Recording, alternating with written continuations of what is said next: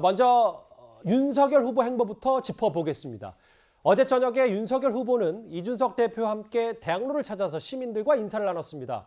언제 그렇게 갈등이 있었냐는 듯 끈끈한 호흡을 보여주고 있는데요. 그 모습부터 저희가 모아봤습니다.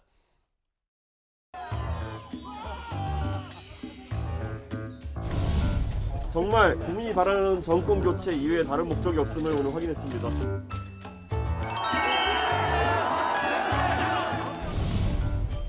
상기하겠습니다. 이런 데가 특히 요즘 원룸촌이나 이런 데가 되게 취약하다 그래가지고 집구조상 구석이 많다 보니까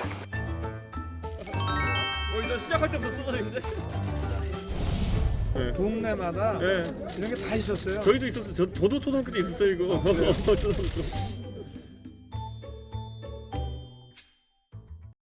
지난 주말부터 이렇게 이른바 브로맨스 60대 윤석열 후보와 30대의 당대표 얘기 좀 뭐 분위기가 많이 바뀐 거 아니냐라는데 지난주와 비교하면 두 사람의 관계가 천지차이입니다. 어떻게 좀 봐야 될까요? 이런 게 정치죠. 뭐. 일반 보통 이 사회생활에서는 이렇게 하기 힘들거든요. 예. 그러니까 결국은 이제 전략적 동거, 그 뭐 전략적 협력, 뭐 저는 그렇게 표현을 하고 싶습니다. 왜냐하면 두 사람이 다 어떤 면에서 서로가 필요한 지금 상황이죠. 윤석열 후보 입장에서 보면 혼자 다니면 굉장히 쓸쓸하잖아요. 그리고 이재명 후보가 지금 혼자 다니면서 굉장히 고군분투를 하고 있는데 반면에 지금 이준석 대표가 함께 가니까 이게 뭔가 좀 조화로운 그런 모습으로 이제 연출되고 더군다나 이번 선거가 보면 지금 윤석열 후보도 그렇고 이재명 후보도 그렇고 예. 하루에 한 건 이상 행사는 꼭 2030을 겨냥한 행사를 집어넣습니다. 청년 행보. 그렇죠. 그 이유가 뭐냐면 결국 이번 선거의 핵심적인 층이 바로 2030을 잡아야 된다.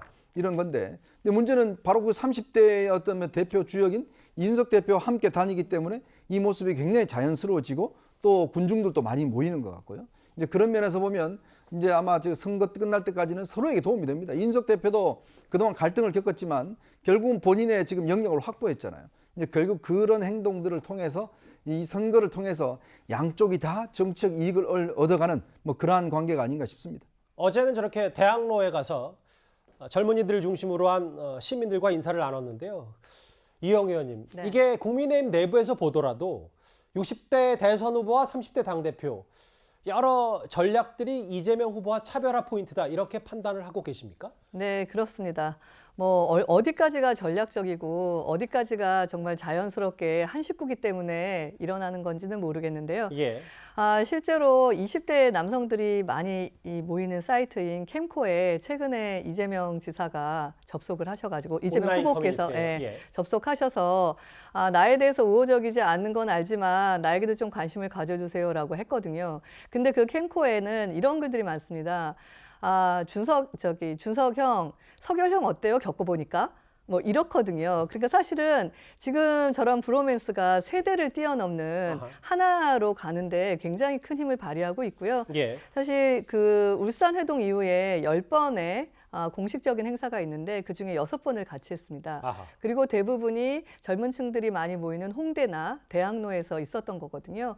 그래서 사실 세대라는 그 차이를 이준석 대표를 교도부로 해가지고 굉장히 공감대를 많이 형성하고 있어서 예. 원래부터 계획했던 것은 아닌데 여러 가지 면에서 긍정적인 신호가 나오고 있어서 국민의힘은 굉장히 좋게 보고 있습니다. 어찌됐건 지난주에 갈등이 꽤 많았기 때문에 김 교수님 보셨을 땐 진통 끝에 이렇게 두 사람이 뭔가 시너지 효과를 내면 여당에서는 아무래도 선거 전략이 큰 부담이다 이렇게 판단을 하십니까? 크게 부담된다고 생각하지는 않아요. 그러니까 윤석열 후보가 20대, 30대 약하기 때문에 그걸 보완하기 위한 그런 조치인 것이죠. 그런데 예. 그것이 우리가 지난 2, 3주의 그 과정을 보면 굉장히 권력투쟁적 속성을 보였잖아요.